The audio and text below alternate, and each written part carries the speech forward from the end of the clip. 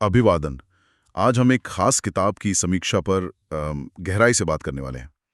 किताब का नाम है रिच डैड पुअर डैड। हमारे पास ना इस किताब की एक बहुत ही दिलचस्प समीक्षा है और ये समीक्षा बताती है कि ये किताब कैसे पैसों को लेकर हमारी जो सोच है ना उसको बिल्कुल जड़ से बदल सकती है। हाँ, मैंने भी सुना है इसके बारे में हम्म, काफी। समीक्षा का जो सेंट्रल आइडिया है वो ये है कि हम सिर्फ पैसों के लिए खटे नहीं, बल्कि पैसों को अपने लिए काम पर कैसे लगाएं ये सीखें। तो चलिए इस समीक्षा की परतों को खोलते हैं और देखते हैं कि इसके जरिए हमें क्या महत्वपूर्ण जानकारियां मिलती हैं। वैसे समीक्षा ने इसे 5 में से 4.5 स्टार दिए हैं। अरे वाह, 4.5 स्टार। मतलब कुछ तो खास बात होगी इसमें। बिल्कुल। हमारा इरादा ये है कि इस समीक्षा के माध्यम से रिच डैड पुअर डैड के उन बुनियादी विचारों और सीखों को समझें जिन्हें इस समीक्षा में सबसे ज्यादा अहमियत दी गई है। खासतौर पर यह समीक्षा वित्तीय मानसिकता में बदलाव और जिसे कहते हैं ना प्रैक्टिकल नॉलेज, उस पर कैसे जोर देती है, इस पर हम ध्यान देंगे।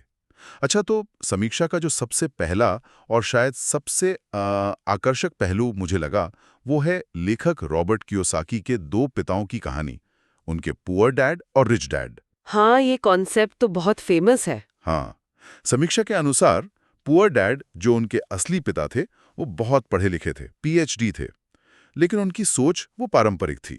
मतलब अच्छी पढ़ाई करो, अच्छी नौकरी पाओ, सेफ फ्यूचर बनाओ। हाँ, जो हम सब सुनते आए हैं बचपन से। बिल्कुल।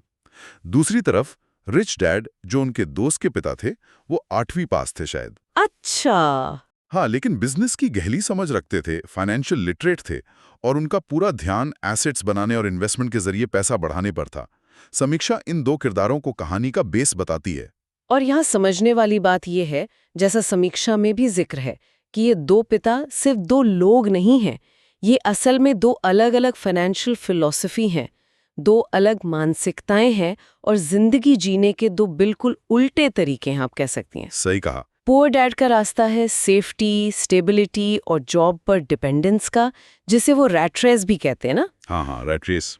और रिच डैड का रास्ता है फाइनेंशियल फ्रीडम का, कैलकुलेटेड रिस्क लेने का और एसेट बिल्डिंग के जरिए अमीर बनने का। समीक्षा इन दो पोल्स के जरिए पढ़ने वाले को सोचने पर मजबूर करती है कि वो किस रास्ते पर है या किस पर जाना चाहता है। बिल्कुल सही। और समीक्षा इसी पॉइंट पर बहुत जोर देती है कि किताब का असली मकसद पढ़ने वालों की पैसों को लेकर जो बनी बनाई सोच है ना, उसको चैलेंज करना है, उसको बदलना है। ये हमें वो नौकरी की सिक्योरिटी वाली सोच से निकालकर अपना बिजनेस शुरू करने या समझदारी से इन्वेस्ट करने के लिए मोटिवेट करती है। समीक्षा में एक लाइन है जो मुझे लगता है इस पूरे विचार का सार है। सवाल ये नहीं है कि आप कितना पैसा कमाते हैं, सवाल ये है कि आप उस पैसे को कितना रख पाते हैं और वो पैसा आपके लिए कितनी मेहनत करता है। वाह। ये पारंपरिक मेहनत से कमाओ वाली सोच से बिल्कुल अलग है। और यही यही मानसिकता का जो बदलाव है, समीक्षा के मुताबिक सबसे जरूरी है। समीक्षा में एक मुख्य सीख के तौर पर यह बताया गया है कि सच्ची दौलत स्कूल या कॉलेज की डिग्री से नहीं आती, बल्कि वो आती है फाइनेंशियल लिटरेसी से, वित्तीय शिक्षा से। ये हमें इस बात पर सीरियसली सोचने के लिए उकसाता है कि हम पैसे को देखते कैसे हैं। क्या ये सिर्फ ज़रूरतें और इच्छाएं पूरी करने का एक टूल है, या फिर ये एक ऐसा औजार है जिसे इस्तेमाल करके और ज़्यादा पैसा बनाया जा सकता है। समीक्षा लगातार इस फाइनेंशियल लिटरेसी की कमी और उसके क्या नतीजे होते हैं उस पर इशारा करती है। इसी चर्चा में एक और बहुत ही इंपॉर्टेंट कॉन्सेप्ट सामने आता है जिसका जिक्र समीक्षा बहुत प्रमुखता से करती है। वो है एसेट्स यानी संपत्ति और लायबिलिटीज यानी देनदारियों के बीच का वो बारीक लेकिन बहुत महत्वपूर्ण अंतर। हाँ, ये तो कोर है इस किताब का। बिल्कुल। समीक्षा एक बहुत सीधी और शायद थोड़ी चुभने वाली बात कहती है। अमीर लोग संपत्ति खरीदते हैं, गरीब और मध्यम वर्ग देनदारियां खरीदता है जिसे वो संपत्ति समझ बैठता है। उफ, ये लाइन तो सोचने पे मजबूर कर देती है ना? ये एक पंक्ति अपने आप में बहुत गहरी है और समीक्षा मानती है कि ये किताब का सेंट्रल पिलर है। हाँ, और इस फर्क को समझना क्यों इतना जरूरी है, इस पर समीक्षा काफी डिटेल में बात करती है। समीक्षा के मुताबिक फाइनेंशियल फ्रीडम की पूरी इमारत इसी नींव पर खड़ी है। एसेट्स वो चीजें हैं जो आपकी जेब में पैसा डालती हैं। जैसे मान लीजिए कोई प्रॉपर्टी है जिससे किराया आ रहा है, या ऐसे शेयर्स जिनसे डिविडेंड मिल रहा है, या कोई बिजनेस जिससे लगातार इनकम हो रही हो। अच्छा, और इसके उलट लायबिलिटीज वो चीजें हैं जो आपकी जेब से पैसा निकालती हैं। जैसे कि कार लोन। बिल्कुल। कार का लोन जिसकी किश्तें जा रही हैं, क्रेडिट कार्ड का भारी भरकम बिल, या यहाँ तक कि एक बहुत बड़ा घर जिसका मेंटेनेंस और लोन आपकी कमाई का बड़ा हिस्सा खा जाता है। समीक्षा इस बात पर लाइट डालती है कि बहुत से लोग, खासकर मिडिल क्लास, अपने घर को सबसे बड़ा एसेट मानते हैं। हाँ, मानते तो हैं। लेकिन अगर उसका लोन और खर्चे इतने ज्यादा हैं कि वो आपकी इनकम को निचोड़ रहा है, तो वो असल में एक लायबिलिटी की तरह काम कर रहा है। इस बारीक फर्क को न समझ पाना ही समीक्षा के अनुसार लोगों के लगातार फाइनेंशियल स्ट्रगल का एक मुख्य कारण है। समीक्षा इस बुनियादी विचार को और पुख्ता करने के लिए कुछ और मुख्य सीखों का भी जिक्र करती है। पहली सीख, सिर्फ सैलरी पर निर्भर रहना आपको फाइनेंशियली वल्नरेबल बनाता है। समीक्षा इसे रैट रेस का हिस्सा बने रहना कहती है। हाँ, वो चूहा दौड़। हाँ, जहां आप ज्यादा कमाते हैं तो ज्यादा खर्च करते हैं और कभी उस साइकिल से बाहर नहीं निकल पाते। एक ही इनकम सोर्स पर डिपेंडेंस खतरनाक है। बिल्कुल। दूसरी सीख, पैसे बचाने से ज्यादा जरूरी है उसे सही जगह इन्वेस्ट करना।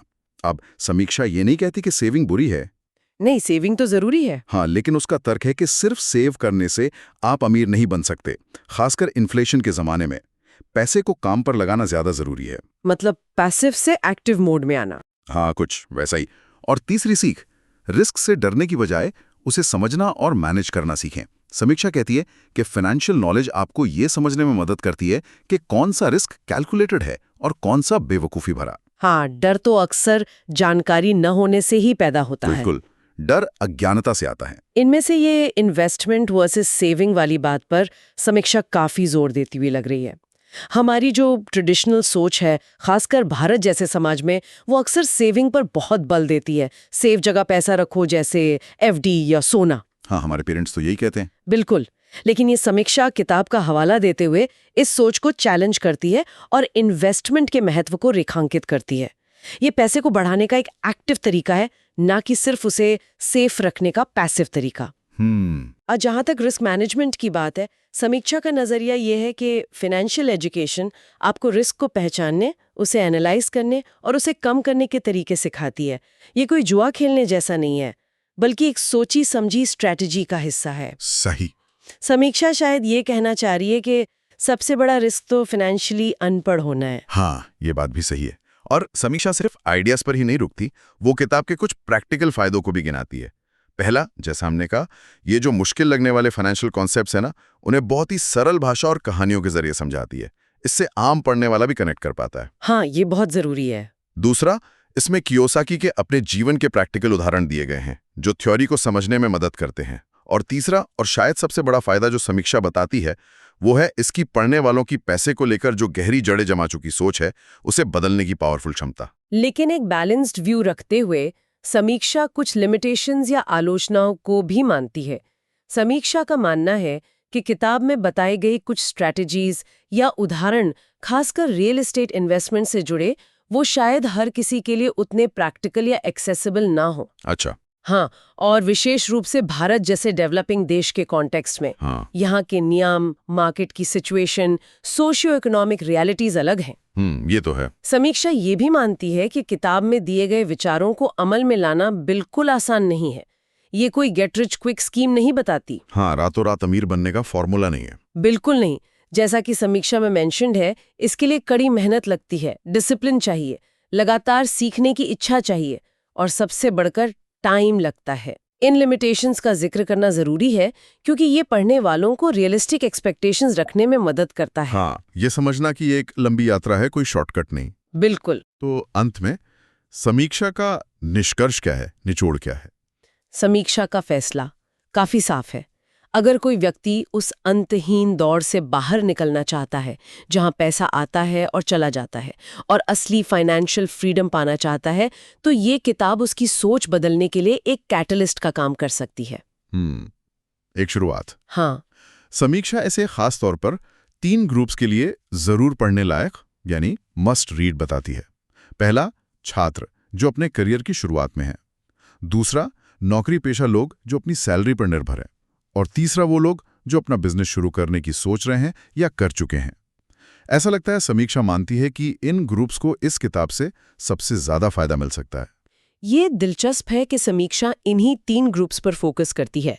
इसका कारण शायद ये है कि ये तीनों समूह अपने जीवन के ऐसे मोड़ पर होते हैं जहां उनके फाइनेंशियल डिसीजन उनके फ्यूचर पर गहरा असर डालते हैं।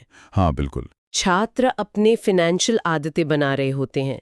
नौकरी पेशा लोग अक्सर वो एक ही इनकम सोर्स पर डिपेंडेंस वाले साइकिल में फंस जाते हैं, और नए एंटरप्रेन्योर कैपिटल और कैश फ्लो मैनेजमेंट की चुनौतियों से जूझ रहे होते हैं। सही। तो समीक्षा का तर्क ये हो सकता है कि इन स्टेजेस पर ट्रेडिशनल सोच को चैलेंज करना और फाइनेंशियल लिटरेसी को जल्दी अपनाना उनके लिए सबसे ज्यादा फायदेमंद साबित हो सकता है। उनकी मानसिकता और आदतें अभी थोड़ी लचीली होती हैं, इसलिए इस तरह की जानकारी का असर ज्यादा गहरा और टिकाऊ हो सकता है। शायद ये भी मतलब है कि जो लोग सेट हो चुके हैं या उम्र दराज हैं, उनके लिए सोच बदलना ज्यादा मुश्किल होता है। हाँ, शायद समीक्षा का इशारा उस तरफ भी हो। बदलना कभी भी आसान नहीं होता, खासकर जब आदतें पुरानी हो जाएं। तो इस सारी बातचीत को अगर समेटें तो इस समीक्षा का निचोड़ क्या निकलता है? ये समीक्षा में बताती है कि रिच डैड पुअर डैड सिर्फ एक किताब नहीं है, बल्कि ये फाइनेंशियल सोच में एक तरह की क्रांति लाने की कोशिश है। ये फाइनेंशियल एजुकेशन के महत्व पर जोर देती है, एसेट्स और लायबिलिटीज के बीच के फंडामेंटल फर्क को उजागर करती है, और हमें सिर्फ कमाने पर नहीं बल्कि कमाए हुए पैसे को बढ़ाने और उसे अपने लिए काम पर लगाने के लिए प्रेरित करती है। समीक्षा के अनुसार ये पैसे और अमीरी को देखने का एक ऐसा नजरिया है जो हमारी पारंपरिक परवरिश और एजुकेशन सिस्टम द्वारा सिखाई गई बातों से बिल्कुल अलग है, और शायद यही इसकी सबसे बड़ी ताकत है। और इस समीक्षा को पढ़ने के बाद एक बहुत ही रिलेवेंट और सोचने वाला सवाल मन में आता है, जिसका इशारा समीक्षा भी करती है कि हमारी जो फॉर्मल एजुकेशन सिस्टम है, स्कूल और कॉलेज, वो हमें जिंदगी की असलियतों के लिए, खासकर फाइनेंशियल मैनेजमेंट और फ्रीडम के लिए कितना तैयार करती है। हाँ, ये तो बड़ा सवाल है। हम इतिहास, भूगोल, विज्ञान, गणित सब पढ़ते हैं, जो जरूरी भी है, लेकिन पर्सनल फाइनेंस मैनेजमेंट, इन्वेस्टमेंट की कला, एसेट बनाने की स्ट्रैटेजीज, टैक्स बचाने के लीगल तरीके, इन विषयों पर हमारी शिक्षा प्रणाली में कितना ध्यान दिया जाता है? बहुत कम या शायद बिल्कुल नहीं। हाँ, समीक्षा इसी कमी की ओर संकेत करती है। तो सवाल ये उठता है कि अगर हमारी शिक्षा हमें इस इम्पोर्टेंट पहलू के लिए तैयार नहीं कर रही है, तो ये फाइनेंशियल नॉलेज हासिल करने की जिम्मेदारी आखिर किसकी है? क्या ये पूरी तरह से व्यक्ति की अपनी जिज्ञासा और कोशिश पर निर्भर करता है, या फिर समाज, सरकार और शिक्षा संस्थानों को इसमें ज्यादा एक्टिव और स्ट्रक्चर्ड रोल निभाने की जरूरत है, ताकि हर कोई, चाहे उसकी बैकग्राउंड कुछ भी हो, फाइनेंशियली लिटरेट बन सके? ये एक ऐसा प्रश्न है जिस पर मुझे लगता है हम सबको गंभीरता से विचार करना चाहिए।